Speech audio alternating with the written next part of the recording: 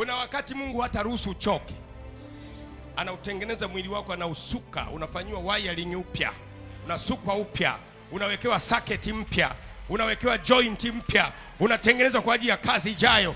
Maana farasi na mpanda farasi lazima tuwaone wanaelea baharini, lazima tuone wanaelea. Dakika chache zijazo wataelea. Waache wafanye jeuri, lakini baadaye wataelea. Waache wacheke, lakini baadaye wataelea. Waache wazomee, lakini baadaye wataelea. Waache waloge, lakini baadaye wataelea.